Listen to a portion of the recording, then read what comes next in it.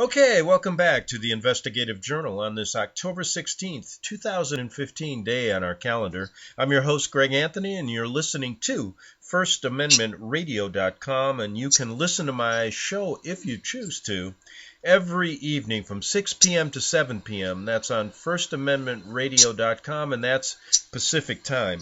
My guest today is Greg Seago, and he's from the Alamo Ministry. And this is Greg's second appearance on my show. And I'm bringing him back because I got some really good responses regarding his story. Because in fact, a couple people emailed me and said, I thought, once you got into the Alamo Ministry, you were held captive and it was a cult.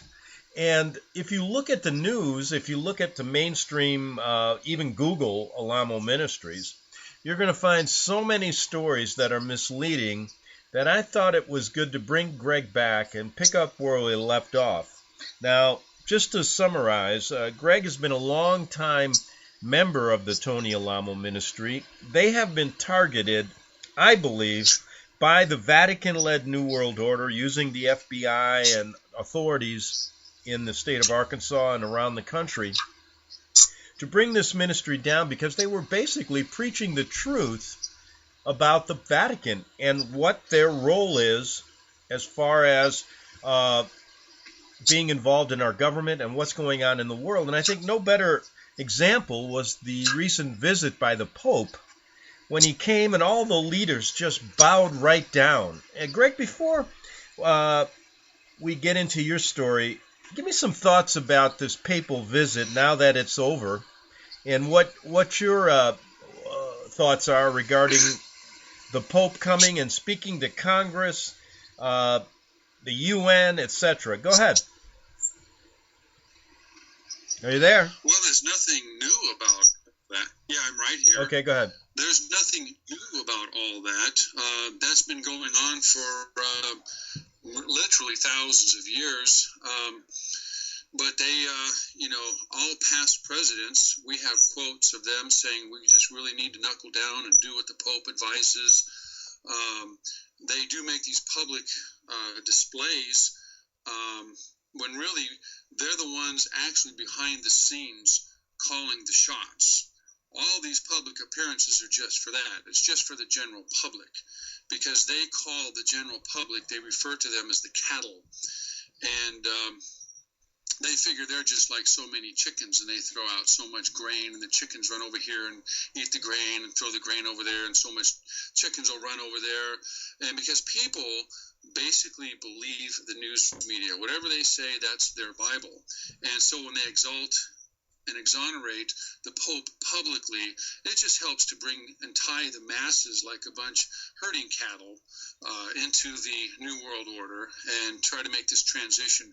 But behind the scenes, what the former Jesuit priest Alberto Rivera, what he explained how Ignatius de Loyola, who founded the Jesuit order, taught the popes of old how to go behind the scenes and to work incognito, because up to that point they were very front about their own armies and their own agenda, and they were very public about everything that they did, and people began to wake up. I mean, when Johann Gutenberg invented the printing press, one of the first things they did was print Bibles, and people realized that, hey, they're being lied to, and so they overthrew the Pope and their regimes in many countries and many lands, ran out the Jesuits and everything. It used to be against the law in early Pilgrim America for a Catholic to hold public office. And they were pretty much exposed. And Ignatius de Loyola, the first Jesuit general, taught the popes how to go and put on a candy store front and the good, nice, sweet front.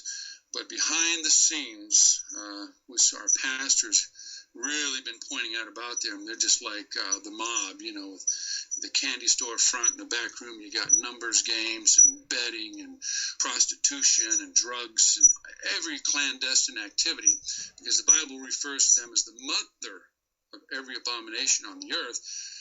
And so this public display is just to get the cattle, they say, to go along with their program and make this transition real easy, and to to follow this Pope, that he is a world leader. And along all our world leaders are bowing to him and kissing his ring.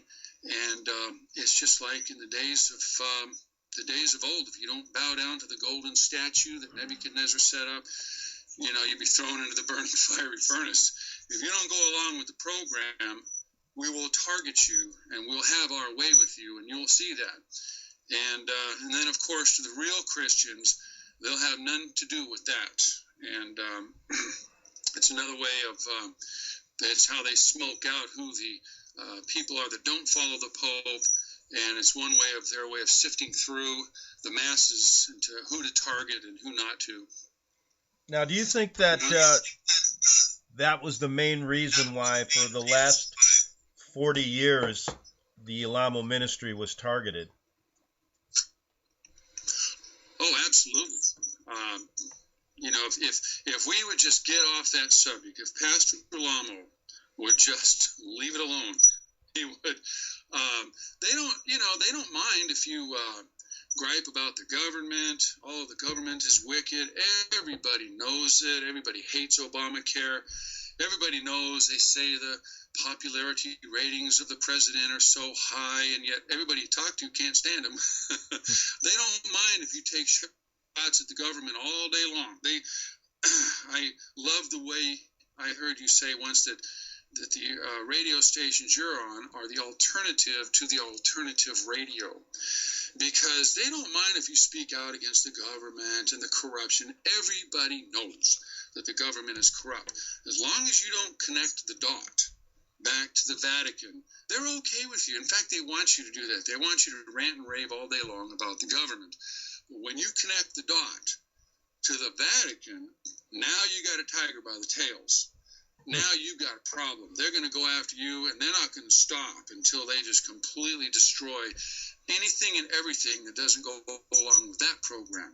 You can be a rebel all you want. You can rebel against everything. You can expose whatever you want to expose. You can talk about whatever you want to talk about, but don't say it about the Vatican. Now you got a problem. And that's why you don't see very few ministers ever speaking out against the Vatican. They're going to keep that nice and quiet. They'll preach about a lot of things, but they will never point out what the Bible says about the Vatican, because they know as soon as they do, their history, they're going to get plowed under, and they're afraid. But real Christians, like Pastor Alamo, they're fearless, and they don't care, because they will trust the Lord no matter what. And, the point I'm trying to make is when you confront and talk to Pastor Alamo, who's now in jail for 175 years, I believe, on bogus charges, and I've gone over that on my show many times, I think, what was his response to you when you said, Pastor, why do you talk this way about the Vatican? I'm sure there was a point when you asked him that, when you first got involved in the ministry. What did he say to you about that, or to his members? Well, I never really just walked up to him and just confronted him. Having been a former Catholic, the ministry never really, per se, went after the Vatican. It was never the point. The church was all about the Great Commission, winning souls, witnessing and testifying, and helping all of fallen humanity, regardless of their religion, their personal beliefs, or whatever. You can win a soul a lot better when you're friends and you're helping them and saying that we're doing this in the person of the Lord. It was only after time that we were targeted, that all these things were being traced back to the Vatican, that he was bringing to our attention, and that we were starting to see with our own two eyes. And having been a former Catholic, I knew the false doctrine and all the teachings. I was a practicing Catholic, and I went to Catholic schools my entire life. I never went to public schools except for summer school or when I went to college. And I knew the false teaching, the false doctrine, because now, unlike when I was a Catholic, we used to read missals at Mass, but now I was actually reading the Bible, and I knew the difference, and I knew what time it was. And he was beginning to lay out all these, we were getting hit with the U.S. Department of Labor and with the IRS, one of their favorite weapons of war here in America, and with all kind of bad press and media, and it was just a relentless onslaught. And so the way that you defend yourself, as we read, the Apostle Paul was constantly having to defend himself from detractors. He just started to expose where all this is coming from. And so I never asked him why, because it was pretty much plain as the nose on my face, so to speak. It's pretty obvious where this is coming from. And he was just exposing in defense. He never really just went out, I'm just going to attack the Vatican. Everybody knew that it was the whore written about in the book of Revelation. Everybody knew these things, but we never really, until it was a matter of self-defense, that it was ever really coming about. And that's what spurred things on, was this, they just wouldn't leave us alone. Yeah, and I remember talking to Tony, back in 2006 and 2007, and he simply said to me, you have to tell the whole truth about the Bible. You can't just edit out the portion of the Bible that speaks about the whore in Rome. And I thought that to be courageous on his part, because mostly when you go to these Protestant churches now, they have basically fallen prey to the Vatican's ecumenical movement. When Tony and you guys just kept telling the truth about what the Protestant reformers talked about even in the 1500s, and you mentioned the Jesuit order, why they were formed in the originally they were there to stamp out was the Counter-Reformation. There were too many people starting to say, listen, we can worship God without having to pay indulgences to the Vatican. We can worship God ourselves. We can have a personal relationship. And one of the interesting things, Greg, when the Pope, some of his comments, and I wanted you to comment on this, he said it is dangerous to have a personal relationship with Jesus Christ without coming to us first, basically, is what he's saying. Your thoughts about that? Right. Well, I remember when a pope said that, the Archbishop in Los Angeles also made that comment years ago in Los Angeles, decades ago, and Pastor Alamo just really exposing that. And what blasphemy that really is. See, they're like these major control freaks. They always want to accuse Pastor Alamo of that, but there are literally control freaks. You can't go to heaven except through them. And all these things that they accuse the pastor of are not true, and it's really is true about themselves. And of course, what better way to control you than to say, well, you can't just basically go straight to God. You have to go through us. When Jesus said, I am the mediator between God and man. And they want to talk about and falsely say how we just, follow and just do whatever he says and we can't do anything. He's been in prison for years, and everyone is still serving the Lord, still walking uprightly, keeping the commandments that God put down in the Holy Word, the Bible. And but they want you to follow their commandments and to follow them blindly like sheep. And they are, I'm sorry to say, they are like sheep going to the slaughter. And because that's what the Reformation was all about. That's what people don't even know what a Protestant is anymore. They don't even know what that word means. If you ask a Baptist or a Methodist or a Presbyterian or Pentecostal, they say, well, what religion are you? They say, well, I'm a Protestant. When I was a kid, you were either Protestant or Catholic. And say, well, what is a Protestant? How are you a Protestant? The churches today are so gone, they don't even know what a Protestant is. A Protestant is a protester of the authority of Rome. That's what a Protestant is. They do not have authority over you whatsoever. They're hucksters. They're usurpers. It's a play, a masquerade party. It's with their costumes all dressed up, and they're playing the part they're trying to drag in ancient Judaism priesthood and elements of Christianity and paganism, and they're stirring it all up and homogenizing it into what they consider to be a super religion. And of course, they want you to go through them. That way they can control you, and you're going to believe whatever they tell you. And but that's what our forefathers and their Protestant Reformation was all about. Was no, we're not going to follow the teachings, the false teachings of Rome. And believe me, I know what they are. Unlike most Catholics, I knew my catechisms well. I'm well versed in Catholic doctrine, and they'll try to tell you whatever. And I got them because I lived it and I know. And your loyalties, they say, I mean, you're a Catholic in America. I was raised to believe that you're a citizen of two countries. You're a citizen of the United States and you're a citizen of Rome all at the same time because of your Catholic heritage. And your first allegiance is to Roman Catholic Rome. That's the first allegiance. And then to the United States of America. And I was taught that since I was, just a small child, all the way through Catholic schools. And don't let anybody, no one can tell me that they don't teach that, because I lived it, I was there, and I know. And so, yes, just more of their false teachings, because, like I said, Jesus said, I am the mediator between God and man, not the Pope. No man can mediate for you. You have to have a personal relationship with the Lord Jesus Christ, and you can't have one. Anyone can. Now, that leads us back to, I had some interesting comments after your last appearance on my show when you talked about how you got involved with the Alamo Ministry. And one thing that was quite interesting was that you wanted to, the ministry has places where people can live on the grounds, etc.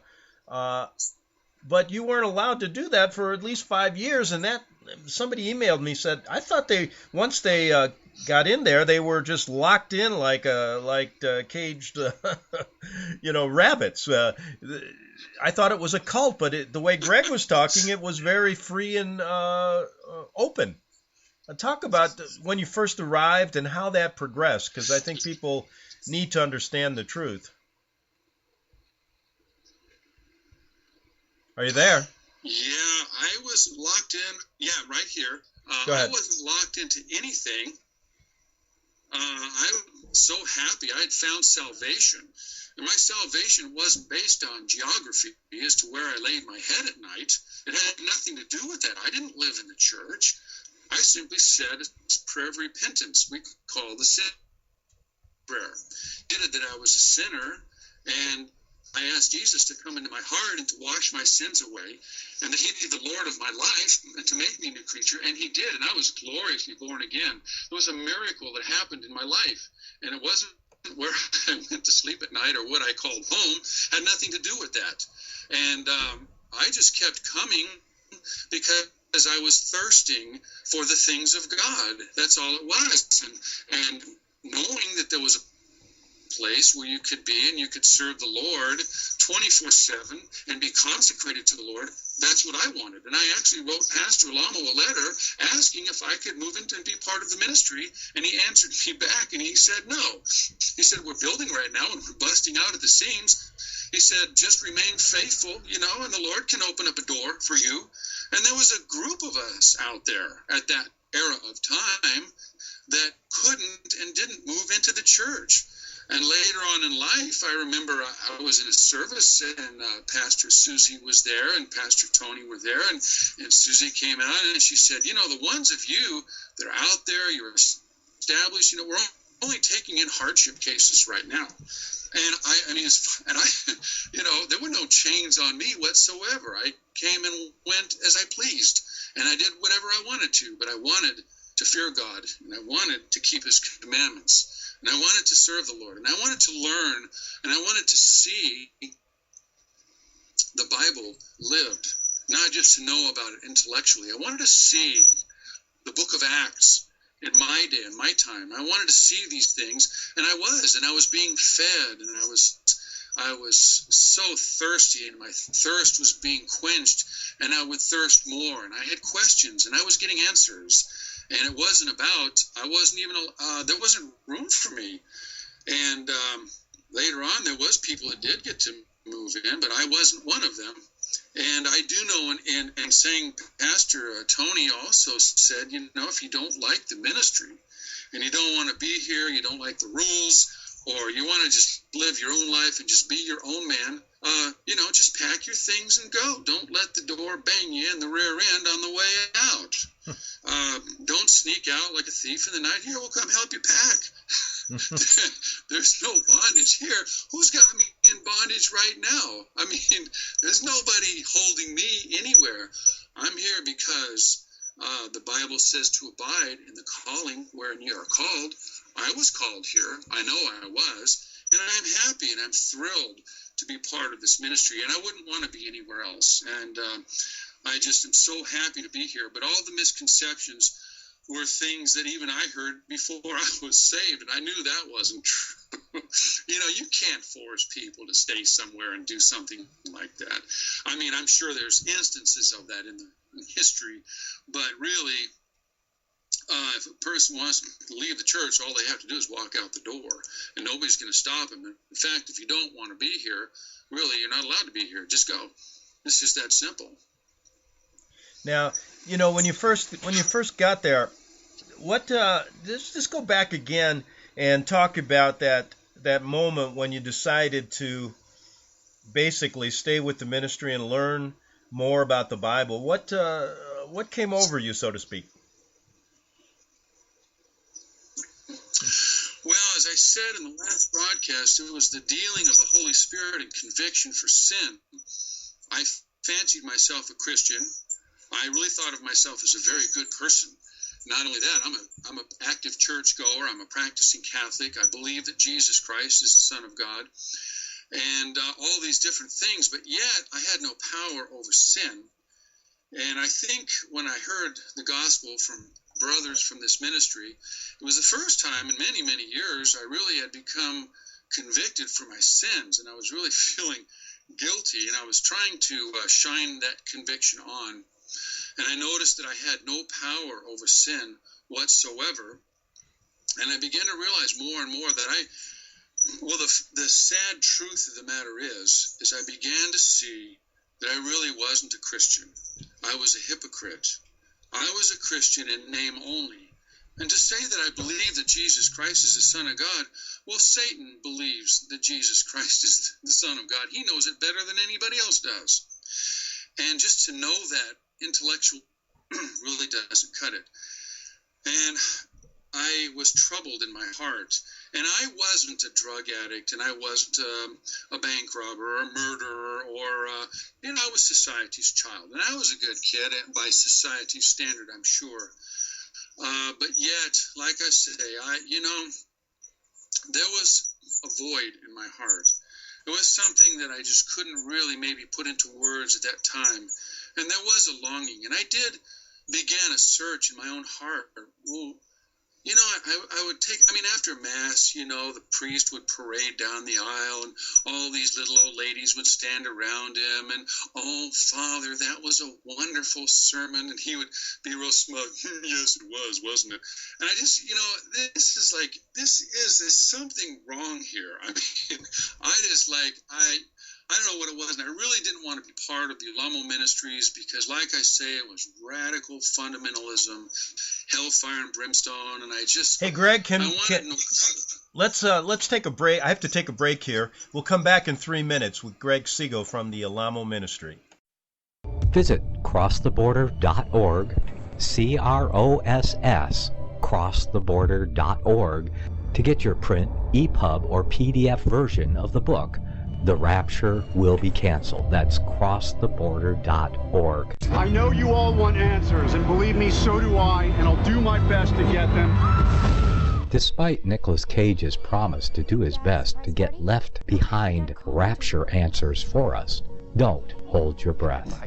Not everyone believes Left Behind is true prophecy. Some may even regard as conspiratorial the mainstream re-release of the Left Behind movie, with actor Nicolas Cage portraying the main character, as an attempt to further reinforce in the minds of all this perception of false prophecy. In order to condition the masses for the play about to begin. If you want true Bible prophecy answers, get the book, The Rapture Will Be Canceled. The author exposes the Latin rapture origin, the 7-year tribulation deception, true Bible revelation of Daniel's 70 weeks, the abomination of desolation, the restrainer, America in the Revelation, the image of the beast and the mark of the beast, and the truth about God's chosen people, and so much more about Bible prophecy. This book will shatter the left behind paradigm of future events. Get the book, The Rapture Will Be Canceled. Visit crosstheborder.org, CROSS, crosstheborder.org, to get your print, EPUB, or PDF version of the book, The Rapture Will Be Canceled. That's crosstheborder.org.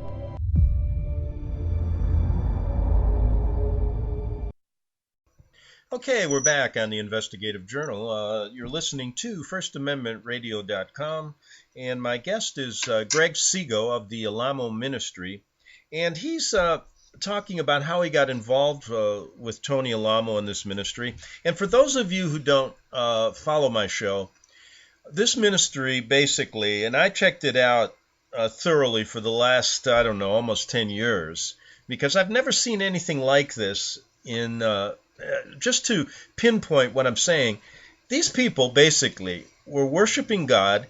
The ministry grew by leaps and bounds, and their whole object was to help people. I couldn't believe, because when I first heard about them, they were depicted as a cult. And then I found out about all the persecutions that Tony went through, and all the people of the ministry, and I couldn't believe it. And then finally in 2008, there was a huge raid. And Tony was put in jail on false charges of child abuse. Children were kidnapped from the ministry. And the authorities right now are basically trying to rip it apart, steal their property. And basically these people aren't even treated as human beings as far as the courts are concerned. They're saying, no, you don't have any right to this property. You can't live here. You can't worship this way. And it's incredible to me. Greg, you've seen it firsthand. Take us, up to 2008, and what I call the final, the hit that that they took on you guys to quiet you down regarding, and I believe it's simple, regarding your stance regarding the Book of Revelations and how the Vatican, not only spiritually but secularly, controls this government. Go ahead. All right. Things were escalating over the years, and the Vatican used the United States government to go after Pastor Alamo back in the 90s with the IRS, and basically shut your mouth or else, and we just weren't going to do it. And we stood toe-to-toe, and exposing the Vatican is only one small portion, really, of the Bible. It's there. You have to do it. You can't suffer that evil beast organization to continue on without exposing it. And yet we were to continue doing all the good deeds the Bible says to do throughout Africa and Asia and around the world, really. After that severe persecution back in the 90s, when they got the pastor on bogus IRS charges, calling in all of these false testimonies of these people that, wanted their prison sentence commuted, that had been in the church, they drug them into court. Many such liars like that, or people that just wanted to leave the church because they wanted to be a homosexual, they want to take drugs, or they want to just do their own thing or whatever. They really wanted to shut us down.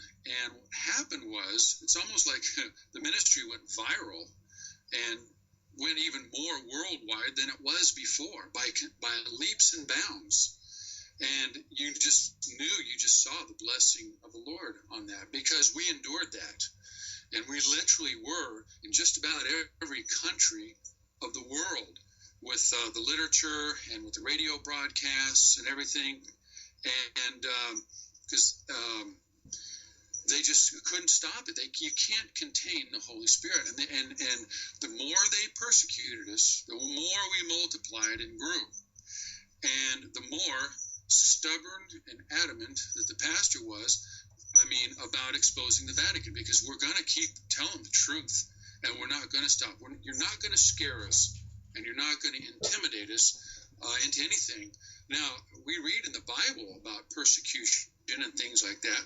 I knew from a young Christian that we would be hated of all nations, that the world would lie in wickedness, and that the world opinion would turn against real, true, orthodox, fundamental Christianity. I have known these things, but knowing it and living it are two different things. And so things just kept escalating. The pastor knew. We knew that the way things were not going to just continue on forever. And they were mounting an assault. I remember, filing an injunction against the government regarding the children and the police, the detectives, the people involved. When did you first start this investigation? And they said, it was back in the 90s, some 10 years ago. Oh, so there's all these things been going on for 10 years and you didn't do nothing about it. Those termites were working on this ministry for many, many, many years to try to find something. And it wasn't until they could corral a bunch of disgruntled people that were in trouble, they needed money, whatever it was, that they could get to testify across the board. People that they could send to Wellsprings, which was the morphed Cult Awareness Network, to get them all to say the same thing, like a choir, all singing the same thing. It wasn't until they could get that they could finally move in, because they could never produce any evidence of child abuse of any way, shape, or form. So these people, and it's on record, they were investigating this church for many years, long before the raid. It was the same people on the day of the raid that were involved. It took them that long because they couldn't find any evidence, and they were desperate for evidence. I remember plainly there were people, they claimed children, I was molested on this tour bus. And it all happened there on this bus, this custom bus that the ministry had. And they went in there, and I was there, and I saw this with my own two eyes. State troopers rolled in, blocked off the area, and they took that bus and they pulled out the mattresses looking for some kind of physical evidence to prove their point. And of course, they found nothing. And so all that's just swept under the rug. Well, nobody knows the lengths that they went to try to find some kind of evidence against, some physical evidence against Pastor Alamo. And they just couldn't do it until they can get liars. We've always known, as an old saying, you can lock against a thief, but you cannot lock against a liar. You can't control what people are going to say. And they had much to gain, because they were being promised, listen, if we get this conviction, I tell you what, you'll be set for life. You can sue, you'll be set for life. And they're disgruntled because they don't want to be in a ministry of holiness and consecration. They want the world. They just want what they want. They want to sin. And so, sure, why not? And so that's what they did in order to accomplish their agenda. They couldn't do it any other way. They've tried everything. They begged for physical evidence. They just couldn't it. And I saw this with my own two eyes. I saw them. They tried to stop me. You can't go through here. This is blocked off. And I stood there and watched them in that bus. They got forensic scientists and all these people, and they drew a blank. They just walked away with blank looks on their faces because, like I said about the carpeting that they tore out of the gym looking for blood, where it was testified they were beaten so bloody, that would have been world news. We got it. Here's the proof. Here's the evidence. They just can't find it. So they just had to roll in with a bunch of liars. And like I said, they had to use SWAT teams with automatic weapons and riot gear with armor, that body piercing armor that they could wear, and helmets and all these things for that shock appeal of the horrible things that were happening here. Then meanwhile, that for 10 years they'd been investigating us and couldn't move in on us because it wasn't true. And they knew that better than we did. You know, I remember talking to Bert Krantz, and Bert said that he was even told that if he lied and would tell lies about Pastor Alamo, he'd get his children back, and he refused to do that. That shows you exactly what was really going on. Tell us your personal story. Right. Well, I was never offered a deal like that, and I wasn't sitting there with Bert. But those attorneys, you have no idea. Our attorneys worked us over to cave in. And we're like, what? You know, hey, you're supposed to be fighting for us, not against us. So do you think even your attorneys were in there? Do you think your attorneys were in their pocket too? Oh, absolutely. It's a very unpopular thing to take our side in anything. And these people have careers. And when they signed on board, they talked all this good stuff. But when after a while, when they started to see what they were up against, they started to cave in. They just wilted under pressure. And they weren't going to stand up for us. It wasn't worth it to them. It wasn't their kids. They didn't really care. They're hirelings. That wasn't their sheep. They're just hirelings. They see the wolf coming and they just flee. But yeah, they definitely had them rallied in their corner. And I don't know, must have been 6 different attorneys and legal aids and all these things. And once they get their, what do you call a deposit, their retainer, they don't care. They just want to go out and play golf or whatever. They don't put their hearts into anything. They're just going to walk you through the legal system. They feel they afford you some comfort, but there's no fight. They're not tenacious because they know if they really get into it, they may have some problems too, because they start seeing, hey, this is way bigger than what I thought. And so, yeah, they weren't in our favor. And there were some that were approached like that. I don't know why. They didn't actually approach me, but they didn't bother. But I always knew, hey, if you conform, if you go along with their program and defy the laws of God and keep their laws, things will be okay. You'll be all right. You know, regarding Tony's criminal trial, which is separate from the custody cases that you were involved in, and I'm sure you watched closely what was going on. Could you know, I've covered many shows on the problems with that trial, and I call it worse than a kangaroo court. Many people weren't allowed to testify in his behalf, and it appeared to be a setup from the beginning. Could you tell the people what you saw with your own eyes during that criminal trial, which, you know, only lasted 10 days, and a case like this, you know, I've seen shoplifting cases go longer than that. Go ahead. Well, it was a whirlwind.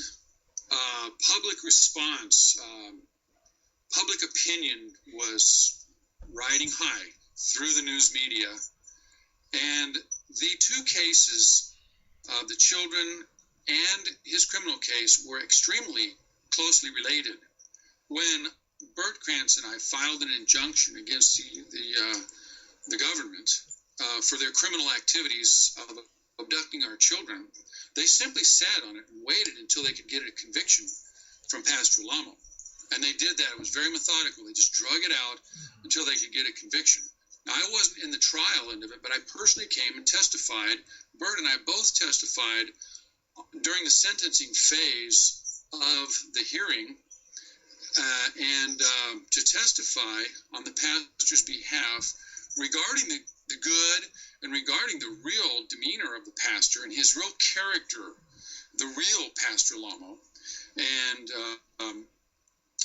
I was there for that. And the first thing that the prosecution would bring up would be the children. When I went back to the custody cases, the first thing they brought up in a real ugly way, as ugly as they could make it, was that I had actually testified on behalf of Pastor Alamo. They felt like that was that was the final nails in my coffin regarding my children. That was it for me. They were, believe me, it was well orchestrated. It was well coordinated, well planned out, well thought out. They did their homework in twisting the laws very, very well. And I just know in our case, whatever you said just wasn't heard, and anything the prosecution brought forward was all blown to the high heavens, and it was exalted.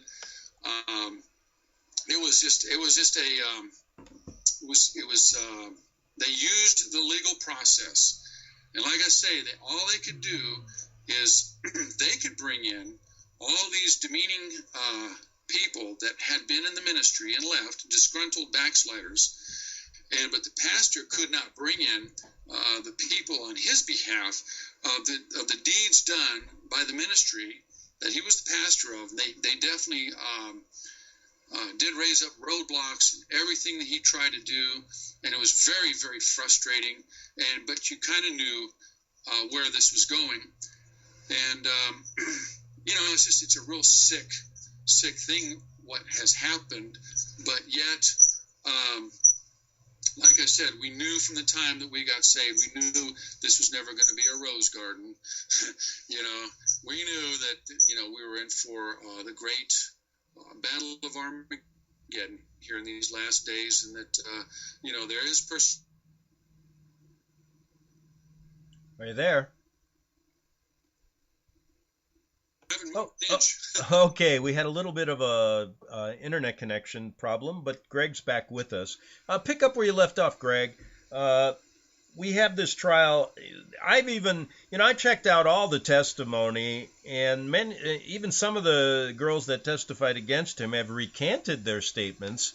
And in his appeals, which were never really looked at by the judges, that was brought up, but basically sat on the judge's desk for a year, and then they just said, no, we're not listening to this. He's staying in jail. Talk a little bit about the testimony against him and how these were basically lies.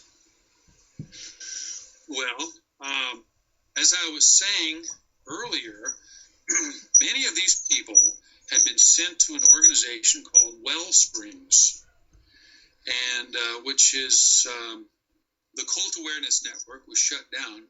The name and the organization, they simply morphed into an organization called Wellsprings. And what this does, they're trying to deprogram people out of Orthodox fundamental Christianity. And basically what they're trying to do is to convert people to believe that they're not on their way to hell if they sin and blaspheme, that there is no judgment for sin. And once they got them into that organization, they taught them to say the same thing across the board. And because that was the only way they could bring this false conviction on the pastor, is to bring out this choir of liars. That's all they could do, is they had to bring out people, and that's the only evidence that they could bring about. And whether they recant or not, they don't care. Judas Iscariot came and brought 30 pieces of silver to the Sanhedrin and said, I have sinned. I've betrayed the innocent blood. And they just said, that's your problem. You keep your money. We don't want it. No, thank you. And he just threw it on the ground and went and hung himself. These women can recant all they want to. They don't care. they got their conviction, and they're going to sit on it, just like the scribes and Pharisees of old. Now, as far as your case, tell us what happened personally to you and your family. Well, it's like I said in the last broadcast, I try not to dwell on that. It's very painful to think such thoughts. And I even recounted it as being one of my daughter taking in the initial raid on September 20th at the school mission that she attended. And my two boys were taken out on a freeway. But the real story I had forgotten was my one son was taken on the freeway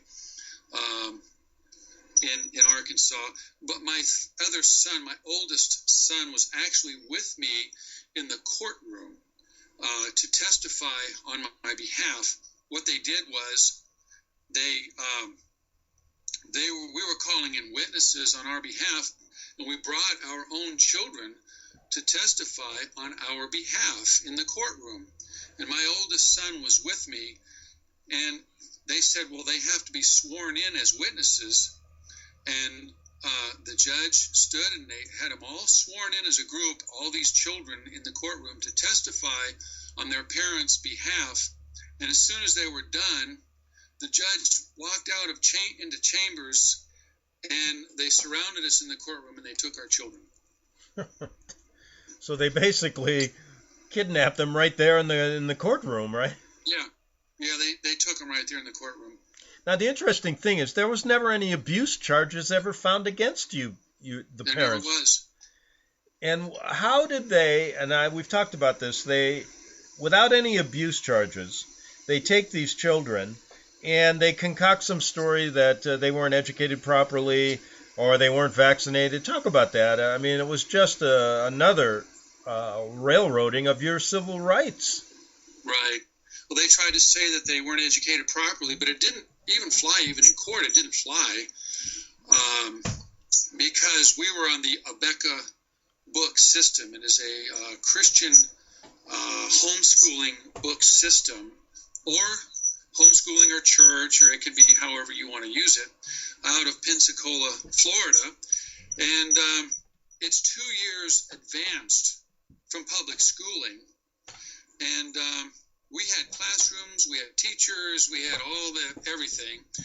And that system, by the way, is very expensive. And all of our children were educated through the Abeka book system. They went into public schools once they were brought into captivity, and they did quite well in school. None of them were behind in school, and they tried that angle, but it really wasn't anything that they could hang their hat on. It was just something brought up that they tried, and that failed. They tried to bring up that the children hadn't had shots, and some of the kids did. I don't remember if all of them did, but they were trying to use that we didn't allow them to go to doctors, of all things. And my kids had been to the doctor and to the dentist and all these things. And I can't remember. I don't remember if they had flu shots or not. I don't like those flu shots. Yeah, I don't either, to be honest with you. I don't want them injecting that into my kids. I don't know what they're putting in those needles. That's my son, my daughter, but they really can't. It's not against the law. It's not a law that you have to do that. They brought up all of these different subjects, and I had medical records in my hand, dental records. I mean, I've got the names, addresses, and phone numbers of doctors that they went to, and I don't preach to run to doctors for everything. Just, every sniffle or cold that you have, but there was no medical attention ever withheld from them. But it was just another attempt that they made. It didn't fly. They couldn't really find any abuse. They couldn't get any child to say, oh, I was beaten unmercifully, and I was neglected, and I was starved, and all these different things. That was all a fantasy in their minds. It just fed the media frenzy. And but they could never get any child to come forward and say that happened. It just never happened in any of those courtrooms. So all they could say is, well, and they tried to say that we're all one family, that Tony's the head of the family, we're all one family, and therefore, if there's abuse in Tony's house, it's abuse in the family. And because we call ourselves brothers and sisters. You know, Greg, we're running out of time, and I wish I had more time, but let's do this again in the next couple of weeks. I thank you for being on the show, and we'll see you again. Okay. Thank you so much for having me.